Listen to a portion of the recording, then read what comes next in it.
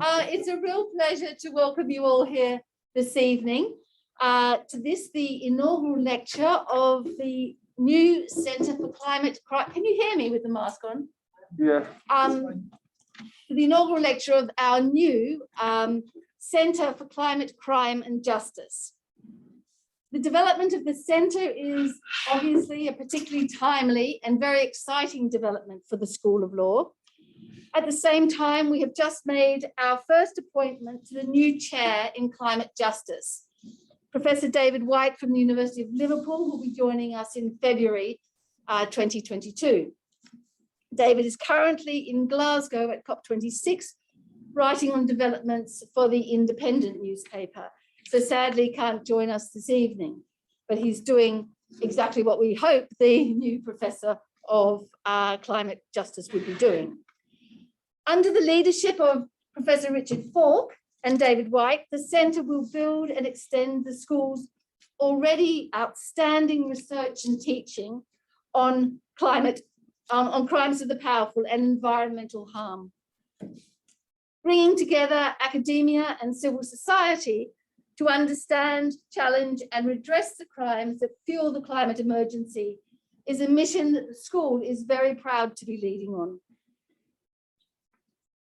The Centre for Climate Crime and Justice will seek to produce outstanding research on the most pressing environmental issues of our time, emphasising the sociological, legal, and civil society approaches to the criminalisation of environmental harm and the underpinning the climate emergency. The centre is especially interested in developing collaborative relationships with civil society and activists on the ground whose work has been absolutely fundamental to exposing ecocidal practices and harmful industrial activities, as well as proposing solutions for justice and environmental sustainability. We will also be developing new undergraduate and postgraduate programs in climate crime and justice at Queen Mary, and that's a very exciting and interdisciplinary development. The centre will offer a hub for academics, for students, for activists on a number of interlinked research themes, including extractivism and corporate criminality, colonial environmental destruction, food insecurity, climate-related migration and displacement, environmental racism, and economic justice. We will also look at ways in which the perpetrators of environmental crimes might be punished or at least sanctioned. We're deeply fortunate tonight in having Professor Richard Falk deliver the centre's inaugural lecture. Richard, as many of you will know, drafted an ecocide treaty in the 1970s based on his experiences in Vietnam, which I'm sure he'll talk about. His work has both directly and indirectly addressed state and corporate crimes against the planet, against the environment, for many, many years. Richard is Professor Emeritus of International Law at Princeton University, and I'm also very proud to say that he's the chair of global law here at the School of Law at Queen Mary, University of London. Richard has an extraordinary career, and I'd highly recommend that you read his memoir. It's an absolutely marvelous intellectual and political biography of an extraordinary life spanning a century, effectively. So I think you'll get a lot of information there. And without further ado, I think I'm just going to hand over to you, Richard, to deliver your lecture. Thank you so much.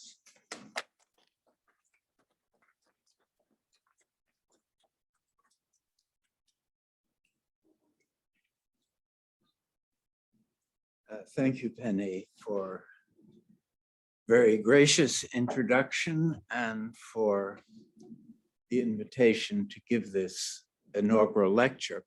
It's become an unusual experience for me to speak to real people.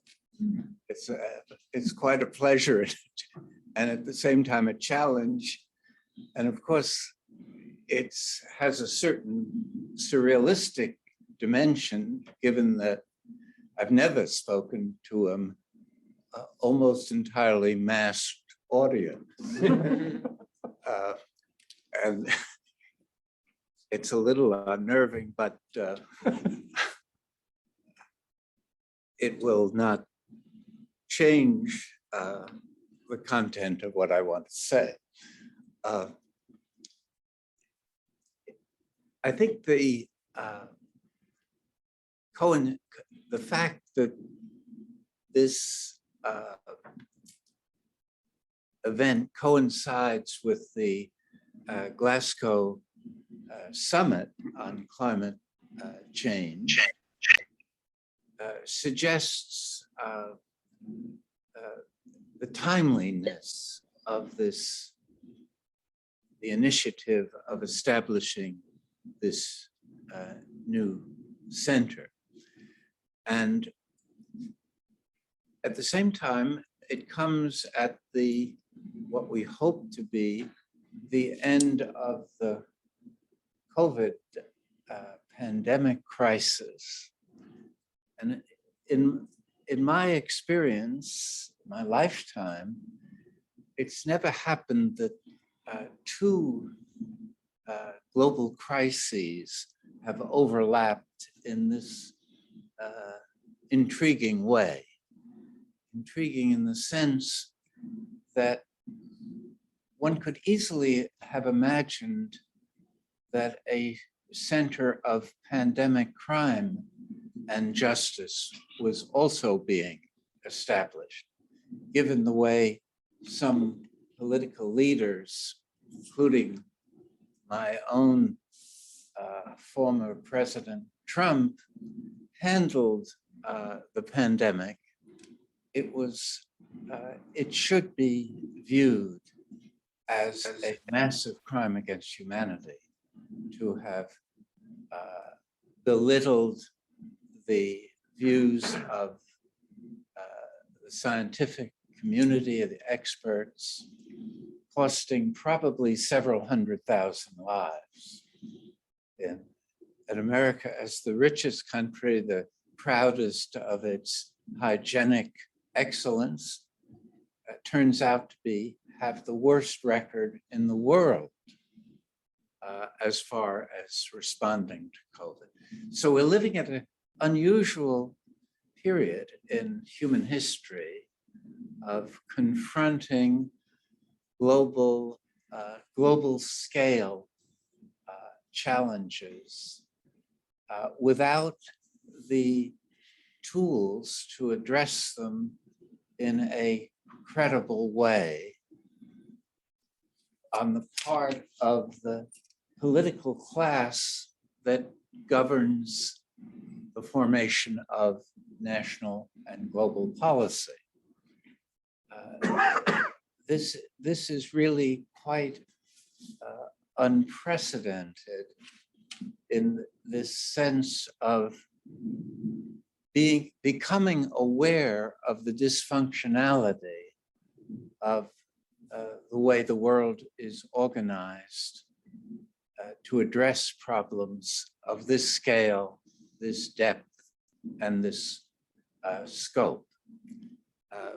And this is all preliminary to saying that climate change, which is the sort of overarching concern that is presently being discussed by world leaders in the UK at this moment,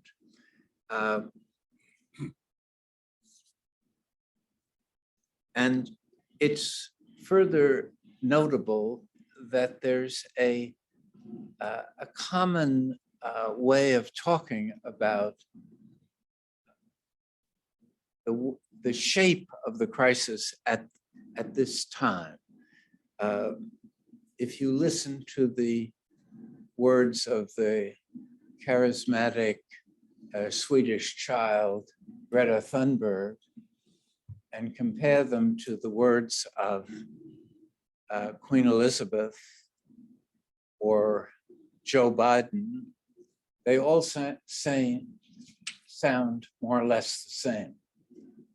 They all say the time for words is past. This is the time for action. And that it remains to be seen whether that call for action are just more words, or whether there is the beginning of what one could call a transformative moment, that the awareness as a consequence of more and more dire warnings from scientific community have finally penetrated public consciousness to the point where there is a beginning of a kind of acknowledgement that things have to be done differently. Whether that acknowledgement can be translated into meaningful, responsive policy remains in fairly serious doubt, I think. And the structure of world politics is not really amenable to addressing problems of this magnitude and of this contradictory perceptions of responsibility.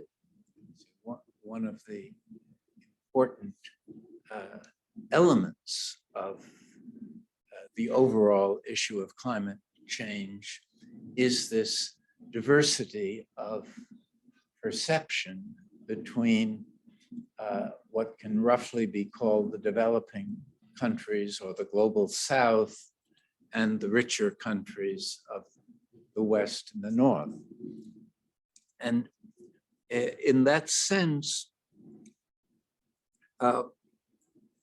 the nature of the planetary emergency that is the background for the founding of this center at Queen Mary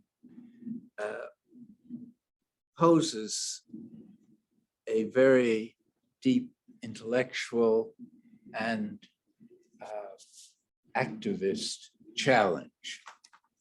And the appropriateness of this center is partly a reflection that it is civil society that has taken the lead in alerting public consciousness to the originality of this challenge.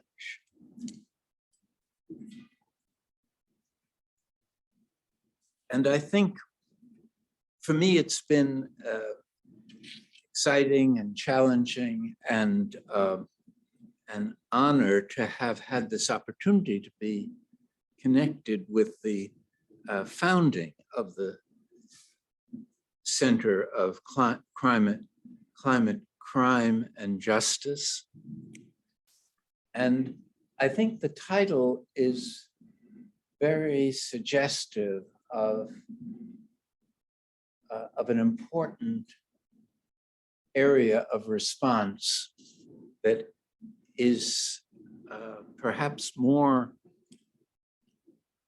appropriate for Queen Mary than almost any other institution in the world, because it builds on its experience under Penny Green's leadership with the International State Crime Initiative. It's really a more narrowly focused example, which will be independently institutionalized, but still draws on that antecedent experience, which is quite special. If one notices the reaction to the effort to gain some level of cooperation in responding to climate change, at the most notable success was the Paris Agreement of 2015. But from the perspective of effective establishing an effective regulatory regime, it was really a very modest undertaking. It was modest because its objectives fell below what the scientific community consensus felt to be prudent and possibly necessary. It rested not on obligatory standards, but on voluntary what were called nationally determined pledges. And that in effect is a new phenomenon in international life, a sort of voluntary international law. International law itself is precarious as a way of achieving regulation. But this was a step beyond that because it made no pretension of coercing or even verifying non-compliance and seeking enforcement or imposing sanctions or some kind of collective action. In other words, the level of cooperative undertaking was left to the good faith and the wisdom of national leaders at a time in world history of rising nationalism, which is contrary to the logic of global cooperation or a spirit of global solidarity. And so the notion of climate crime is trying to suggest, in my view, that it is necessary to have a categories of behavior that are not only obligatory, but which impose some kind of standard of responsibility on the perpetrators, on those who are to be held accountable. And so it's trying, I mean, one view of what climate crime entails is that it is focusing attention on the need for something more than voluntary standards of behavior based on national pledges. It is saying that the behavior of governments, corporations, and individuals is of a character that requires criminalization. And that's something quite new in a certain sense. It's been intellectually loosely discussed, but the effort of international criminal law has really been directed toward abuses of people and not of nature. So climate crime has really these two elements to it. One element is doing things, like using, knowingly using toxic pesticides that cause human cancer, the Monsanto accusations connected with Roundup are illustrative. And interestingly, again, from the point of view of civil society activism and leadership, it was a civil society tribunal in Belgium, not governments, that first called attention to the criminality of what Monsanto and other producers of toxic pesticides were doing.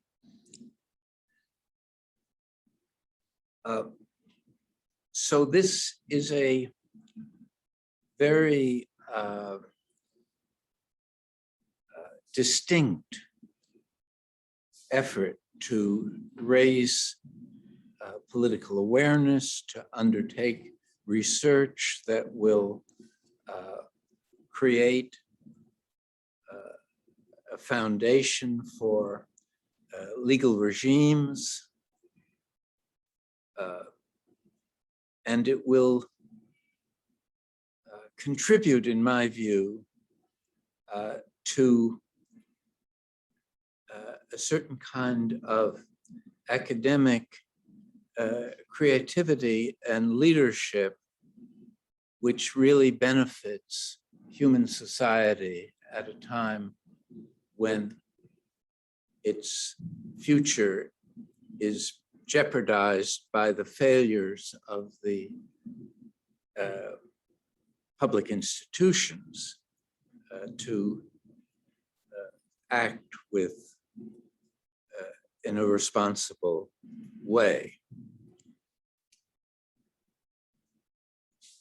So I think that this notion of climate crime is one which can be developed in a very meaningful way by this new center. And it can entail very valuable research that is really directly connected with the planetary emergency. And this second part of the title of the center, speaking of justice, is also something that is quite novel in the discourse on climate change, which has almost exclusively focused on controlling emissions and trying to get beyond dependence on fossil fuels. The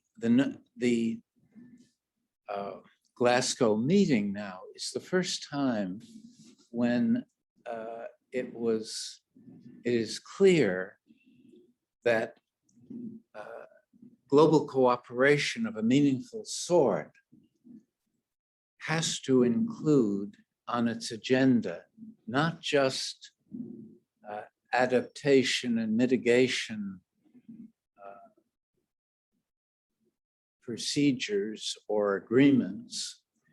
It has to address in a serious manner the plight of the most vulnerable and least capable countries in the world, most of whom are in either Africa or parts of Asia,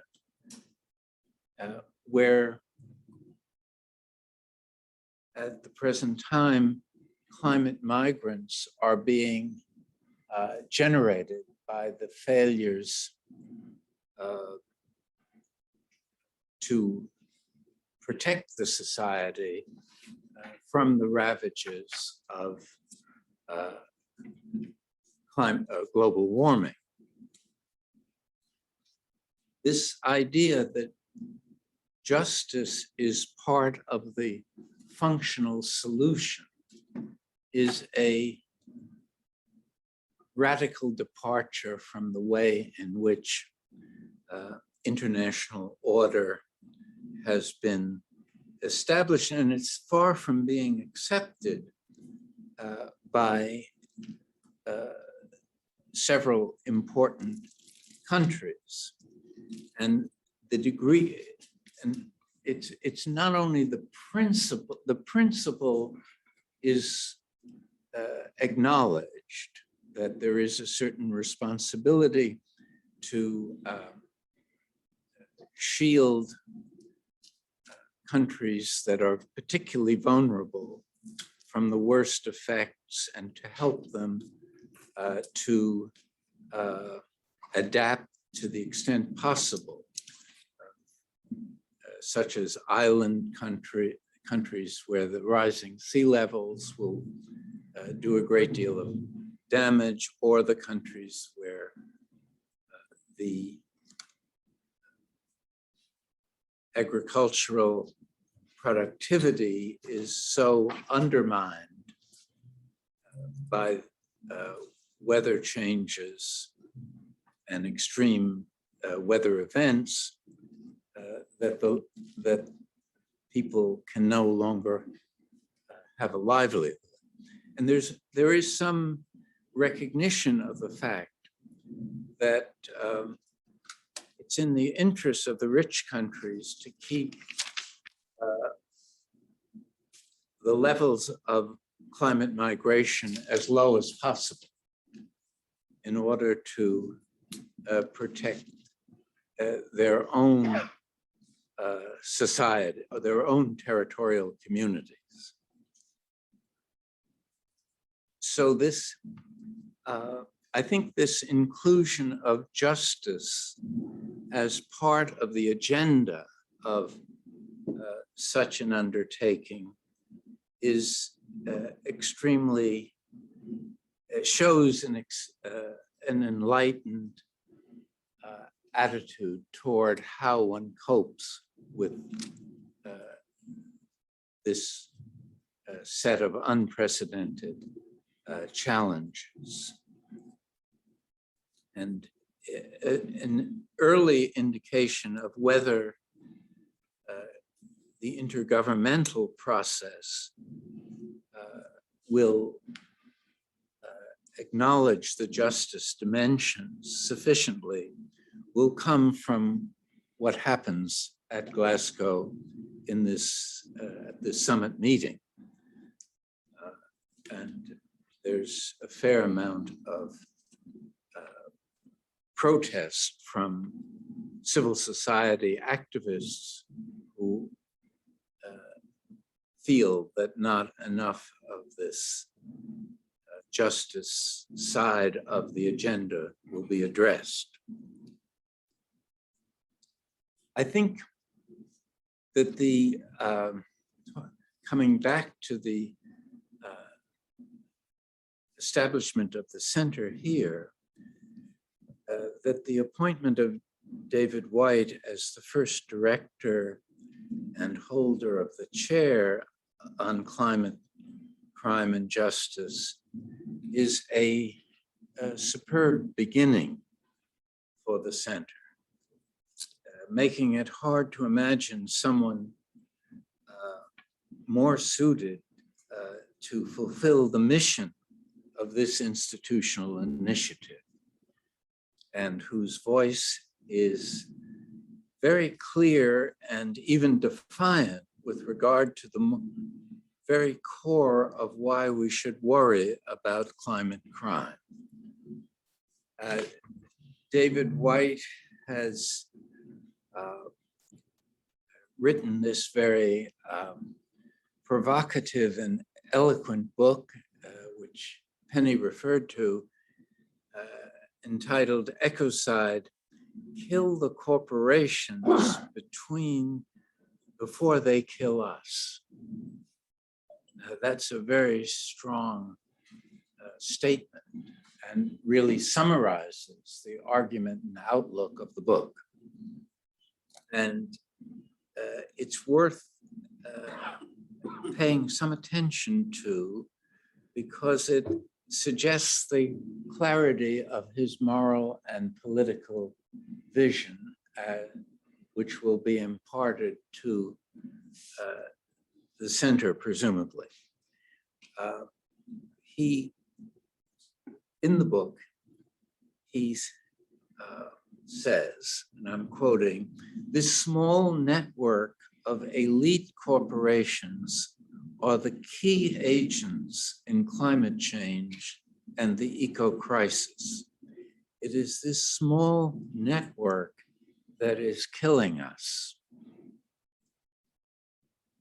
He goes on to say, "This book will argue that it is impossible to avert ecocide as long as corporations remain in control of the industrial processes that are wrecking our world."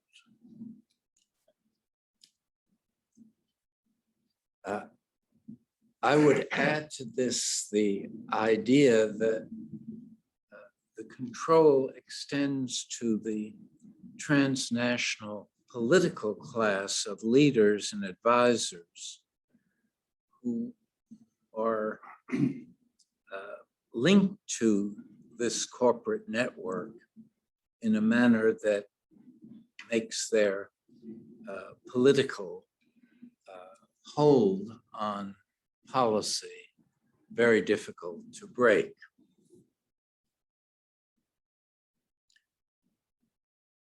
Also, interestingly, in the book, David White points an accusing finger at the failure to seize the moment of the COVID-19 crisis to change the civilizational direction by awakening to the fact that we, see, and again, this is a very strong position, quoting him, that we could not live side by side with corporations.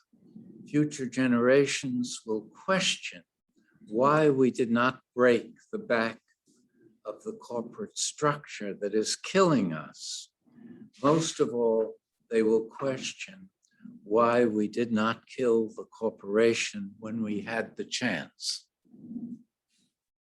Again, that's a very strong indictment of the economic foundation of the principal societies in the world. And one should expect that this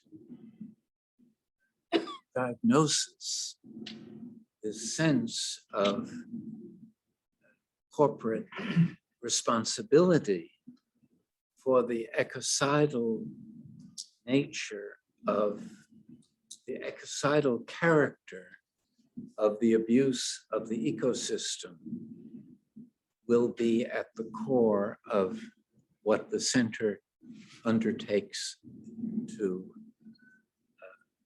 encourage the transformation of. Of course, when you oppose the existing corporate structure, you have to have in mind something that can replace it. And that's a formidable challenge to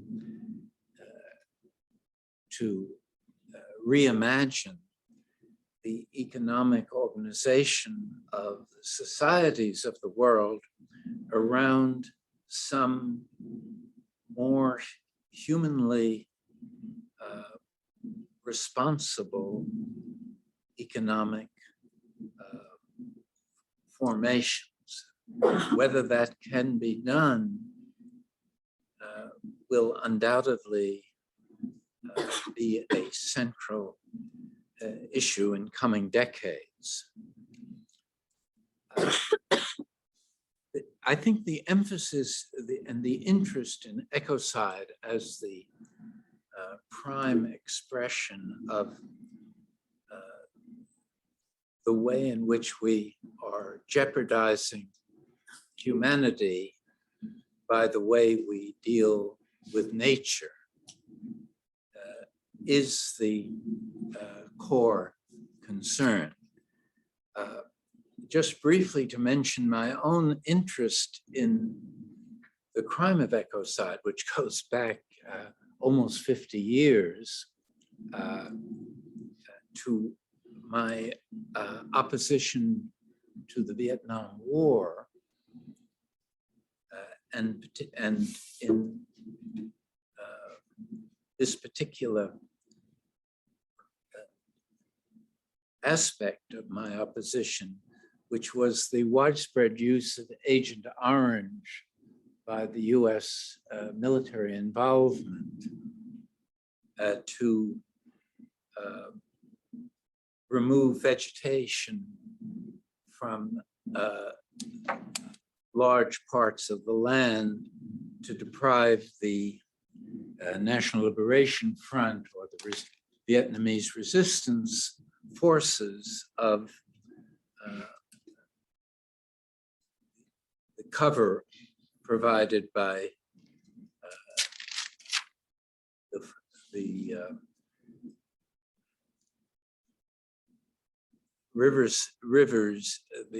river banks of Vietnam, and particularly along the Mekong River.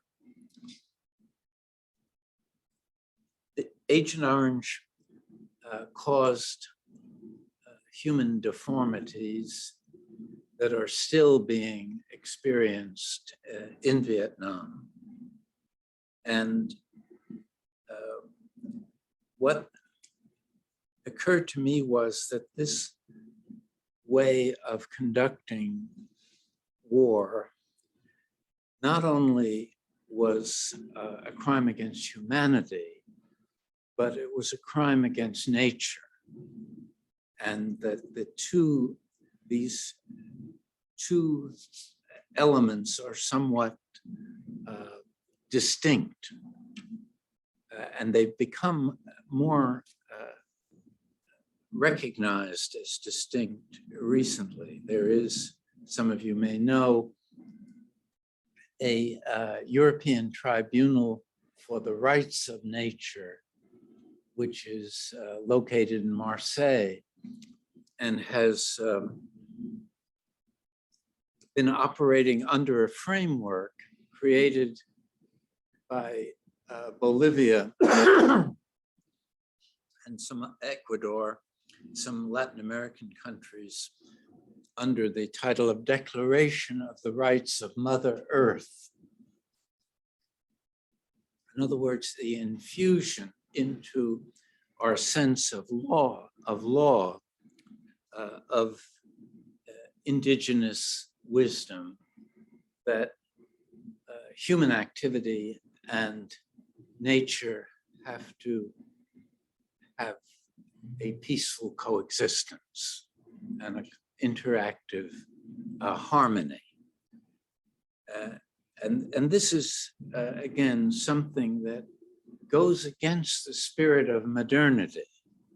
See, part of what makes ecocide such a, what might call seminal crime, is that it illuminates what went wrong with the whole idea of modernity, that nature was there to be exploited and neglected, and the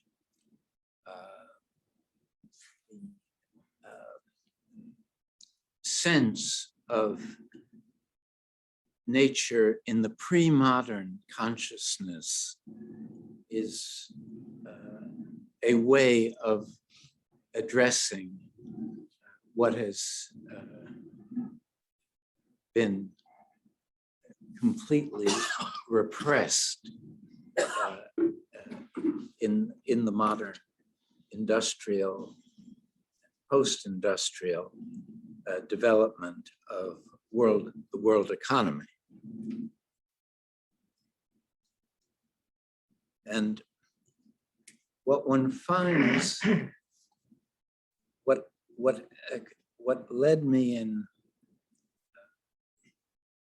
way back then to think that we should treat ecocide as analogous to genocide, but in relation to nature.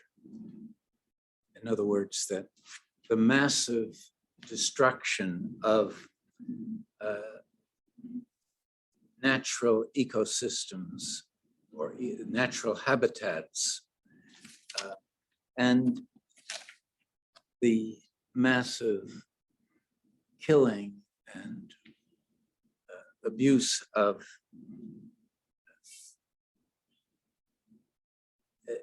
groups of people or ethnicities, races, are important parallel kinds of crimes. And so in recent times, there's been a kind of battle of definitions of ecocide. And I feel that it's very important to keep ecocide for the severe intrusions on nature and not normalize it as any kind of crime against the environment. An influential group here in the UK recently proposed an omnibus definition of ecocide that basically incorporates any form of deliberate damage done to an ecosystem. And I think one should separate that this kind of criminality that was involved in the use of Agent Orange in Vietnam and the intrusion by the Bolsonaro government in Brazil of the Amazon rainforest from smaller but serious environmental harm done in ways that are abusive and intentional.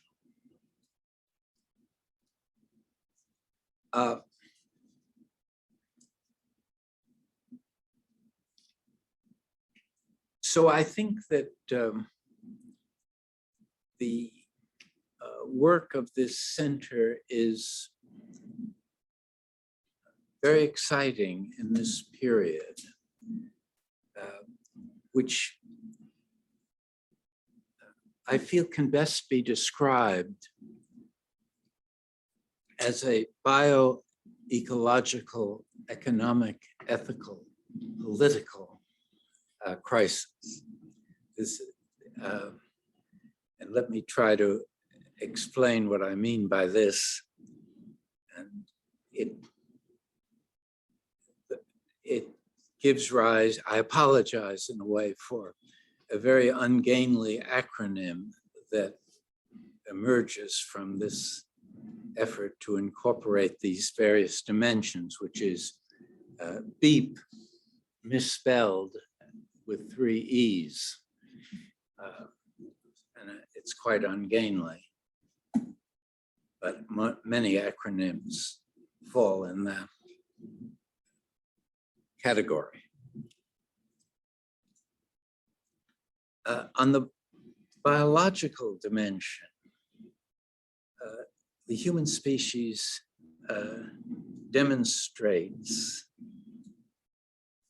is challenged to demonstrate what it has so far failed to do, and that is that it has a collective will to survive by undertaking necessary but possible cooperative action based on human solidarity.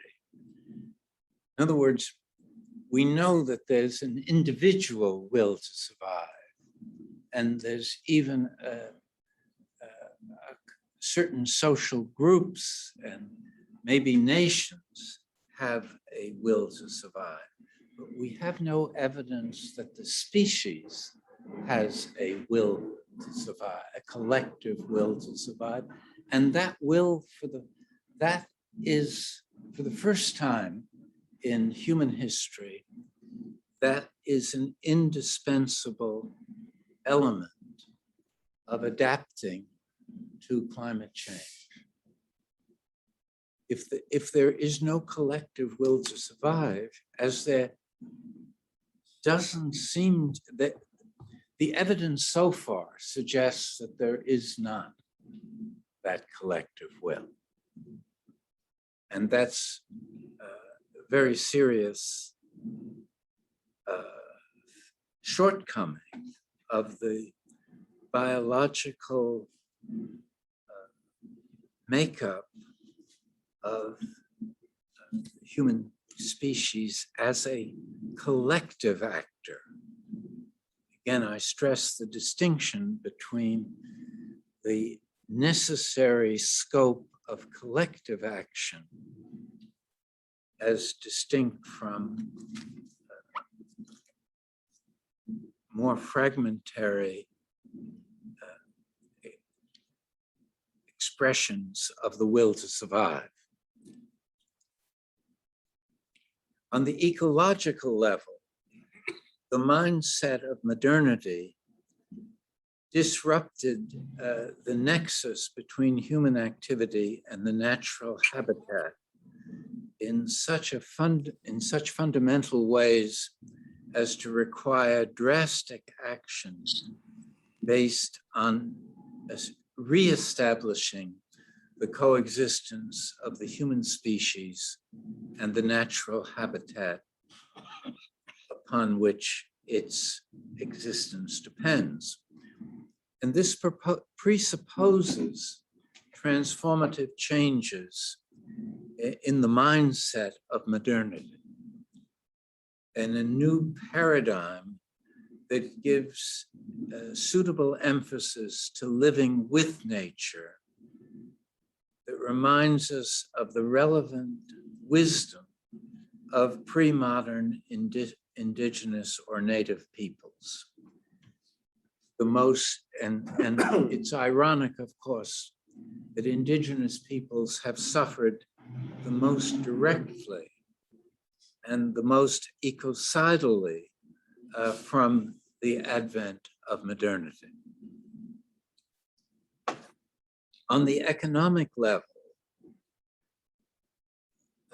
drawing partly on David White's insights, but also adding that the short-termism of modernity, as measured by either corporate profits or the electoral cycle of leaders,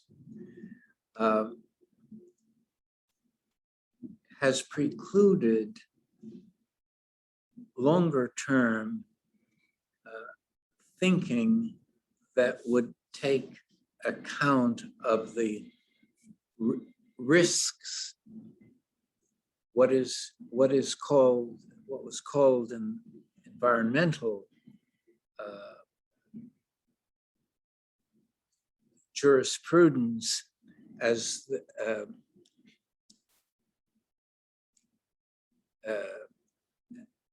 the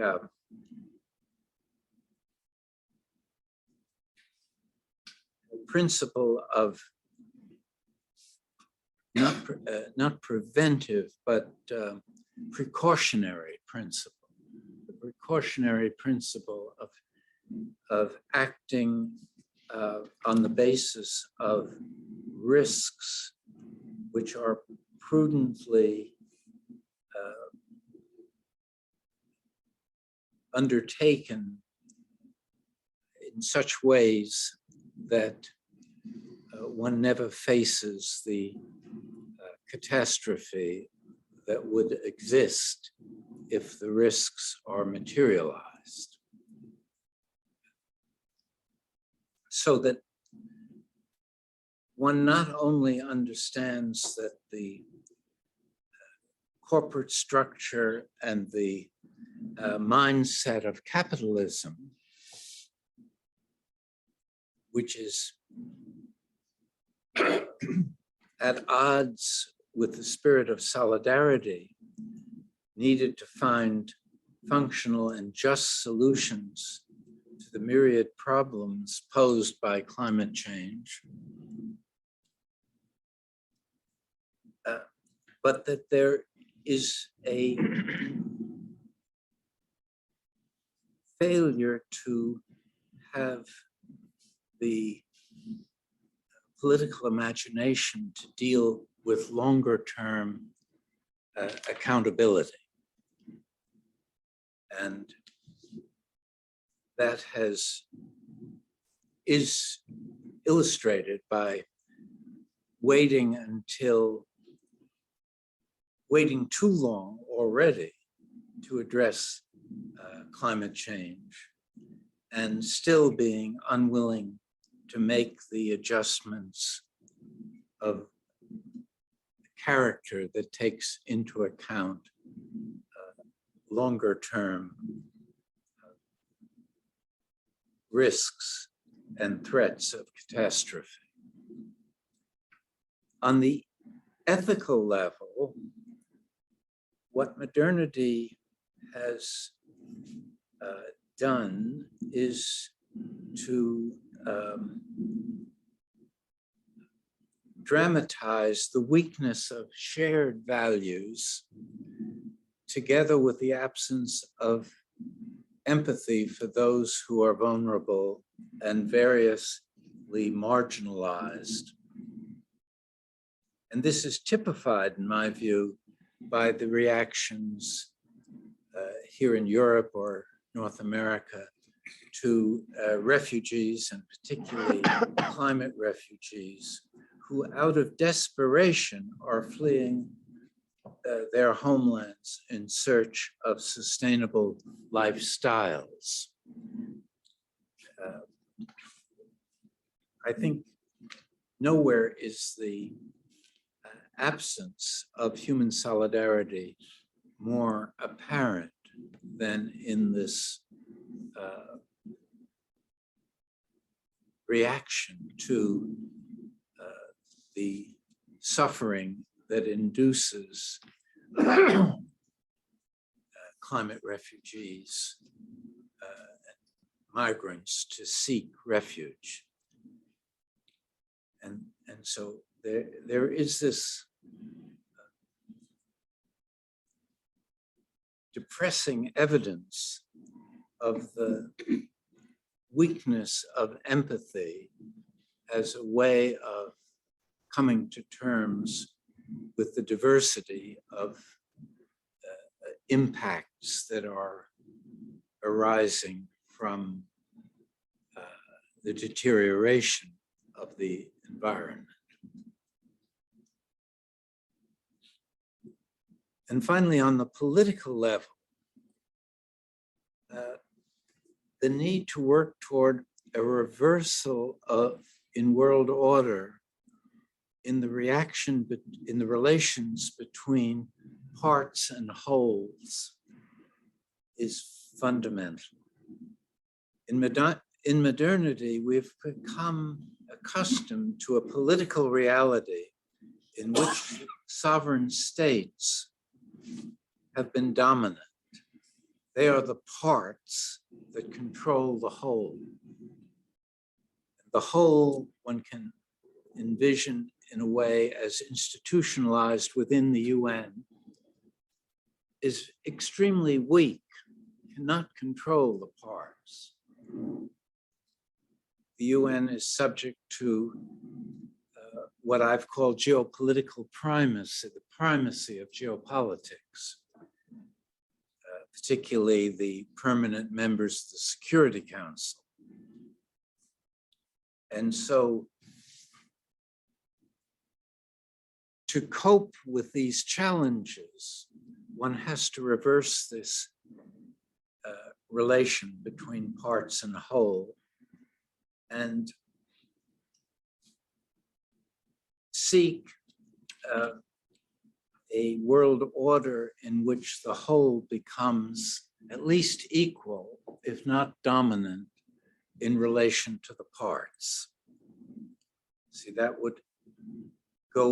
would automatically create a higher functional level of solidarity that would help to meet these this array of challenges. Let me end by expressing my expectation for the Queen Mary Center of Climate, Crime, and Justice by quoting from the final lines of a poem by Günter Eich entitled appropriately Dreams. I'm confident that David White will be steering the ship in the direction which this poem suggests. And I would say also, before I read these lines, that we can no longer be content with a politics of feasibility. We need a politics that entertains the notion of impossibility and entertains it seriously. And lots of impossible political developments have eluded the anticipation of experts. For instance, the collapse of the Soviet Union or the successful nonviolent transformation of South African apartheid, or the victories of the weaker side in a series of anti-colonial wars. All of these events in the last century occurred despite the expert sense that they were impossible. See that the impossible happens, and we need the impossible to happen if we're to meet the challenges that are posed within the scope of climate change and other issues of global scale. Now the lines of the poem. No, don't sleep while the arrangers of the world are busy. Be suspicious of the power they claim to have to acquire on your behalf. Stay awake to be sure that your hearts are not empty when others calculate on the emptiness of your hearts. Do what is unhelpful. Sing songs from out of your mouths that go against expectations. Be ornery, be as sand, not oil, in the thirsty machinery of the world. Thank you.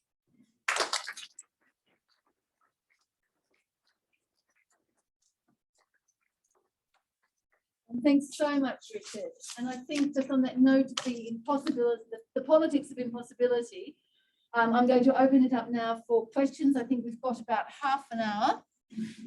And of course, after the questions, we have a reception downstairs, which I hope you'll all attend. So I think, Leila, is that your hand? Leila, over to you. Thank you so much for this.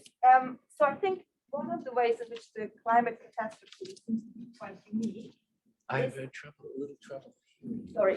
Yes, you take Okay, to ask the question. So one of the ways in which the climate catastrophe seems to be very unique is that we have a scientific prediction of what's happening in the future before it happens. So the worst effects are still to come. So that's quite unique. It's a bit like we had been able to predict the Second World War 20 or 30 years before it actually happened, or the collapse of the Soviet Union. At the same time, we have a complete failure of policy solutions and not much hope that this will change. So what seems to matter in that situation is how we politically shape the climate catastrophe.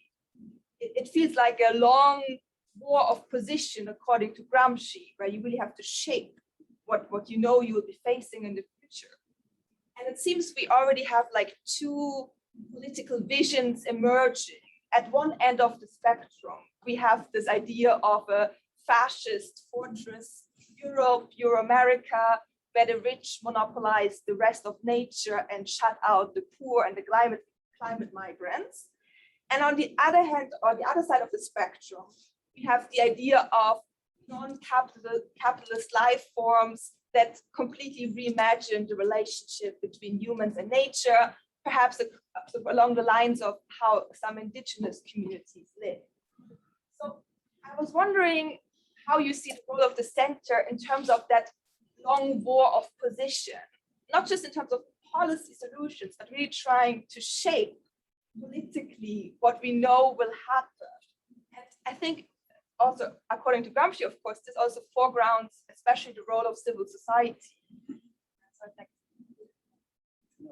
That's a very deep.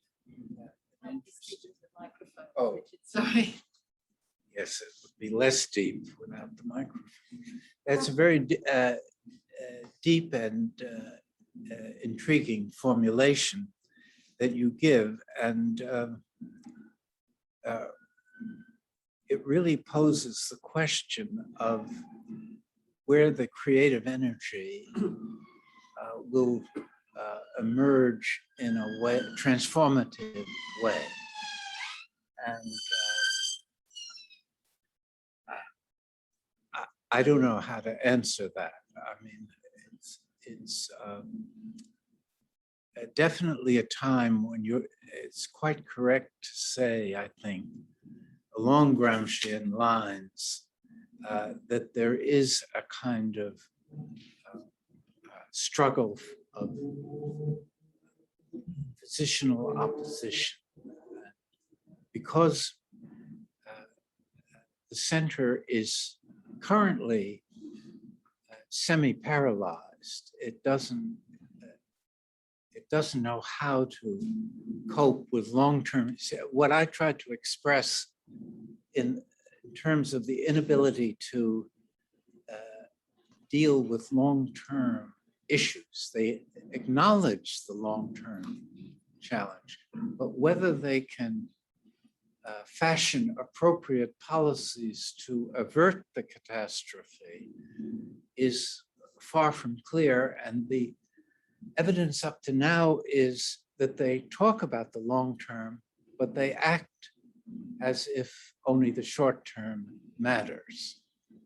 And that's the habitual way of acting, whether it's the corporation acting or the political leaders who have to be reelected every 4 years. And so we're trapped in this short-term myopia and confronting long-term challenges which require a very different kind of political sensibility. But thank you for that question. And then I think you were actually probably referring to the new center as part of your question. yes, sorry. Yeah, so I mean, I think Richard was Just talking in about the terms of- political center. Yeah, just in terms of whether the center's role, if we see it as a long war of position, where it really matters how we shape it politically, whether that also then leads the center to really foreground relationships in civil society as a sort of as a key terrain on which to shape it, rather than just focusing on legal or policy solutions that again depend on very short-term visions of governments. Yeah, I don't know if I got all of that. I think the answer is yes. Yeah, sorry. I think the answer is yes. Yes, I thought that was the answer.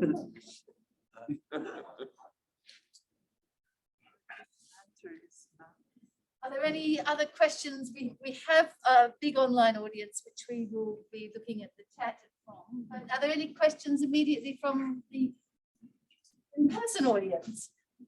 Thank you. Yes. I think my opinion is that law tends to judge science, evidence, and will always go with evidence. So how can the scientists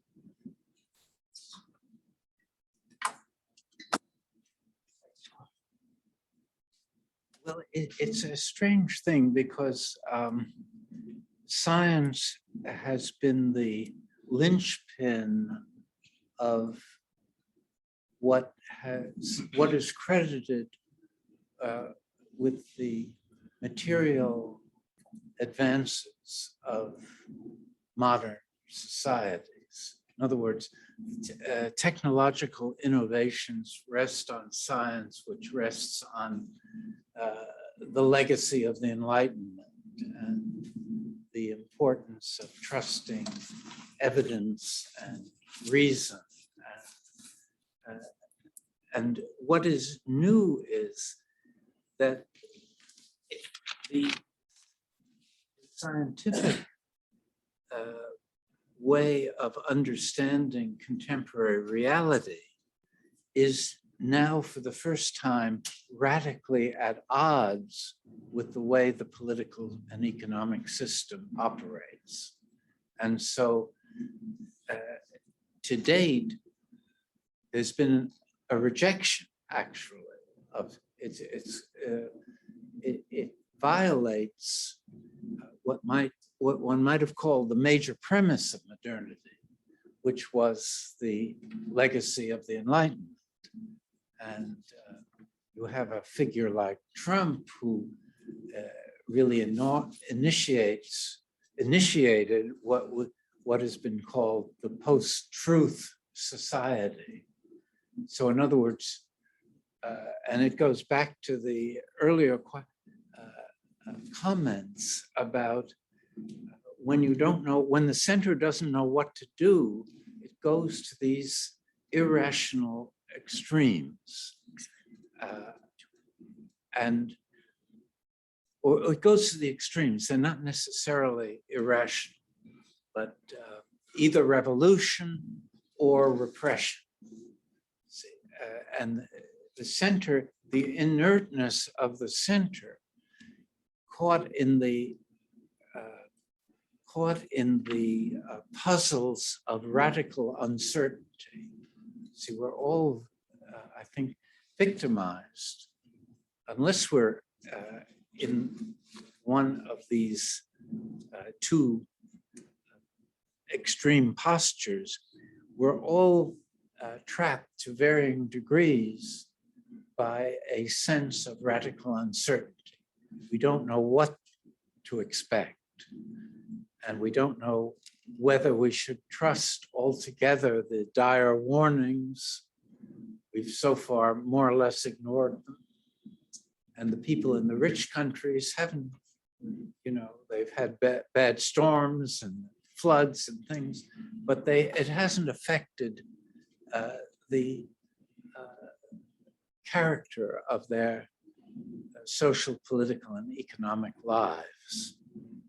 It's affected the vulnerable societies, some of the African countries, for instance, in much more systemic ways, but they don't count. Their voices not really heard beyond their immediate circumstances. So I'm not sure what we will do with science, whether it will succumb to the repressive extremists, or will be the guiding the more revolutionary transformationalists. Thank you. Wayne, and then we'll have a question from the chat. You said that justice must be part of the functional solution. Justice must be what? Well, I wrote down that you said that it must be part of the functional solution. Yeah. The problem, I want you to think about justice then, what you mean by justice, because of course, the justice that historically we know is a justice between people, between balance. It is a human concept. But if we really want to involve the planet, involve, as you could say, Mother Earth, we must move beyond human justice to a broader range of intervention, people, a broader range of identities.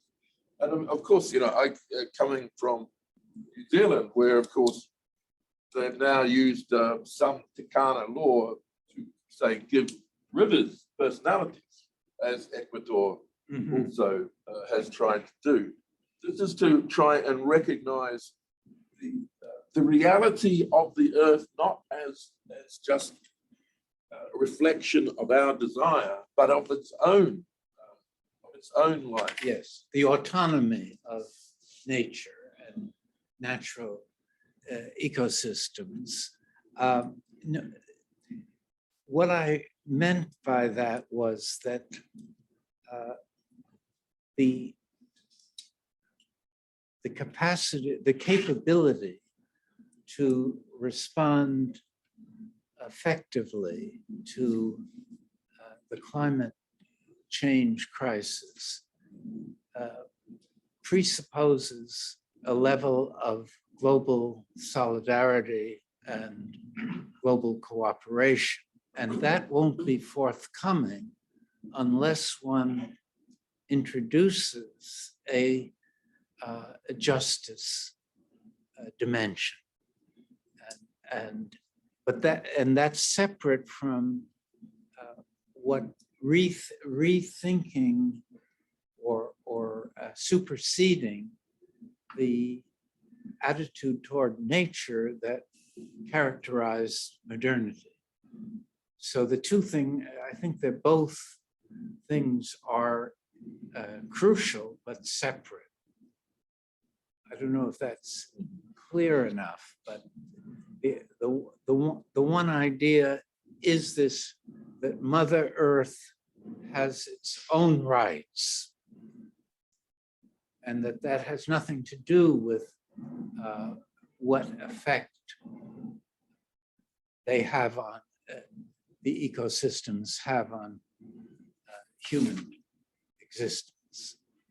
And the other idea is that for human responses to be prudential and effective, they have to be seen as fair, justice as fairness, by the societies that are most vulnerable and feel that they are being punished because they came to industrialization later than the richer countries. And so you have these disparities which so far have not led to any kind of common platform. There's no effective, and that's why I think people are increasingly pessimistic about the ability of this existing state system to fashion credible responses in a timely fashion. Thank you. I've got 3 more questions, and I think, and was there another one? Sorry, got 4 more questions. I'm going to ask the question in the chat first because I don't want to ignore our online audience. Thanks, Richard. Is there an easier way to criminalize ecocide without changing or even challenging capitalism and modernity? Because I'm worried that we will lose that battle, and environmentalism will be easier to dismiss or oppose politically and culturally as just another form of communism, another red threat. Or does it only work if everything changes? Well, of course, if I read David White correctly, he says you must address this corporate grip on the way in which politics and society form policy and shape responses to these challenges, the ecocidal challenges. I'm more agnostic on these issues and feel that it would be possible to prohibit certain forms of behavior, for instance, to treat the rainforests as part of the global commons and have that shaped as a regime, international law regime that could be implemented as the non-proliferation regime is implemented. I can see that as a possibility. It will require a lot of leadership on the part of the dominant countries. One model that occurred to me when liberal leadership was more effective after World War II was the way in which the law of the sea, a public order, was established through a combination of global leadership exercised principally by the US and a series of bargains. In other words, giving the less developed countries exclusive economic zones off their coasts that prevented the more technologically advanced countries from exploiting their fisheries and continental shelf resources. That kind of leadership is missing in the contemporary world, and we don't see that even as a strong possibility. The US is increasingly disabled from providing that leadership, and China is the only alternative to the US, and it doesn't seem to be comfortable, at least at this stage, in trying to assert that kind of leadership, and it wouldn't be able to assert it because it would produce it's already producing a confrontation that people are describing as a second Cold War. So as serious as this fragmentation of politics through sovereign states was in 1945, when World War II ended and the UN was established, it's actually much worse today because there isn't any credible geopolitical leadership that serves the public interest, the global public interest. And this means that nations, large and small, pursue their own national interests without much regard for the human interest or the global interest. See, we need mechanisms that are oriented around the protection of the human interest and the global interest. And the UN can't do that. It was set up to do it, but it was set up partly to do it. If you read the preamble of the UN Charter, it sounds like it wanted to do it. But then you see how the permanent members of the Security Council were given a veto, which suggests that they didn't have to obey international law or the UN Charter if they didn't want to. And it was a Mexican delegate to the founding of the UN described the organization as one where the mice are held accountable while the tigers roam free. See, and at the end of World War II, because they were scared, the leaders were scared by the atomic bombs and the thought of a World War III, there was more prudent leadership. And there was more faith in liberal societies producing they pursued national interest, but they also thought of themselves as agents of public good. The US in particular thought it was contributing to the reconstruction of a better, more humane world order that was capable of dealing with collective challenges. But that's missing now when we need it most. Yeah, absolutely. We've got 2 more questions from the audience and then finally one from the chat, and then we will call a halt. And I'm sorry, so if they could be quite, Margosha, please. Very important. Thank you very much for such a comprehensive. Thank you very much for such a comprehensive. I wonder if you think that this new climate change, where ideas and practice will strengthen the theory of intergenerational equity, which Professor Weiss wrote from John Rawls, Intergenerational Justice. After all, it had also practical dimension. There was a commission for future generations in Israel. Unfortunately, it was stopped. But I think that maybe this new climate change, such strong movement, will go back to partnership between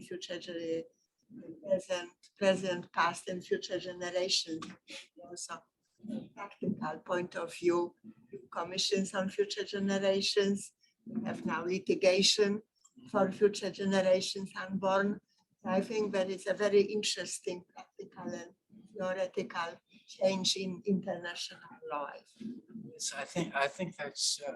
Thank you, Margosha. I don't know if everybody heard the question, but it related to the potentiality of intergenerational vision and influence, giving more hope about solving these problems that confront humanity. And it's certainly true that the activism of youth is more attuned to the agendas that I was trying to address, and that this new center is responding to than are the older generations. And the intergenerational interest really did grow out of this concern with the environment, the notion of creating a world in the future that our children and grandchildren would inherit that was worse than the world we were living in. A kind of regress, one of the central ideas of modernity, of course, is progress, and technology as the engine of progress.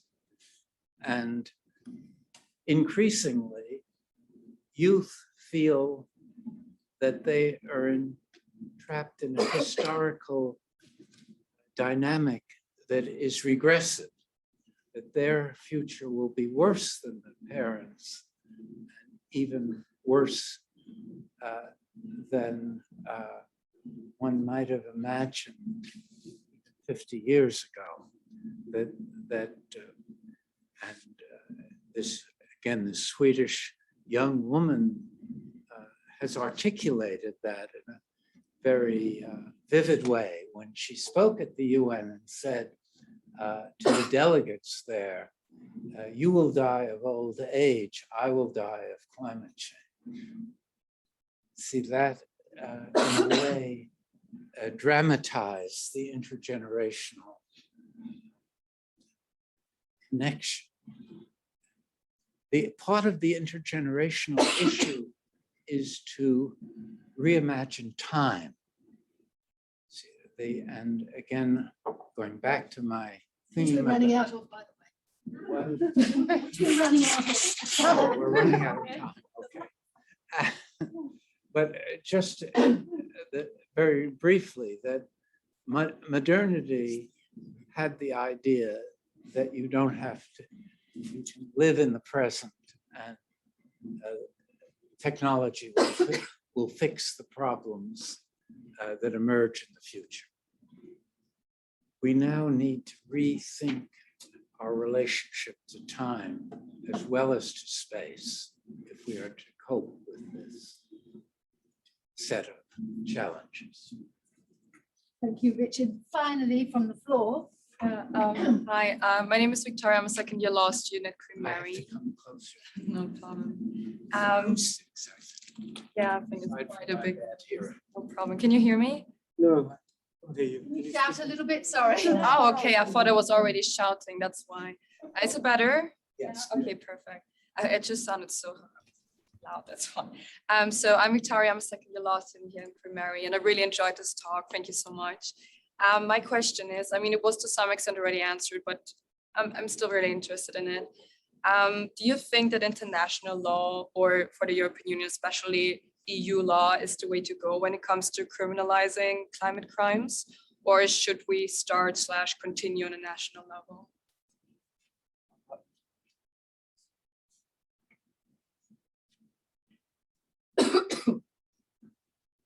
I think the criminalizing of law in this response to the climate challenges has to be opportunistic, and wherever it seems possible to organize some kind of movement in that direction of, it's really the struggle for accountability, that criminal law is just an instrument to make people accountable, for people and corporations and states accountable for what they do. And I'm not sure where the opportunities will present themselves. It depends on leadership and a lot of intangibles. Thank you very much. And the final question, because you mentioned Mexico, Richard, and we have a question from Mexico. How can we imagine the impossible? You talked about the politics of impossibility in a context as the one we live in Mexico, where government, organized crime, and corporations have been acting together against nature and against people. Well, of course, I can't speak as a Mexican. And I think it's the very word impossibility acknowledges it tries to express the humility of our uncertainty about what to do, and how to cope with the future, but not to give up. In other words, the politics of impossibility suggests since we don't know the future, we should struggle for what we believe is right. And sometimes that belief in what is right will overcome the cautious attitudes of realists who preach feasibility as the greatest way of adjusting to problems.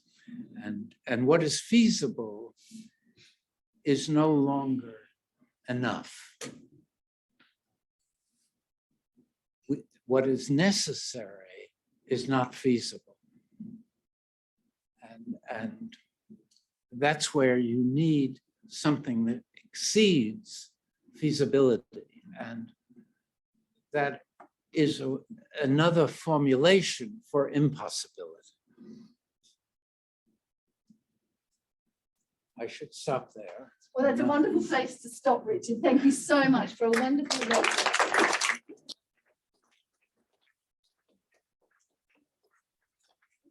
But we can't accept the impossible, and that will be one of the drivers for our new Center for Climate, Crime and Justice. Richard, it was a wonderful, majestic lecture. Thank you so much for being here and for delivering it. And thank you all very much for coming. There's a reception downstairs now in the law school reception area. So please join us there. Thank you all very much for coming.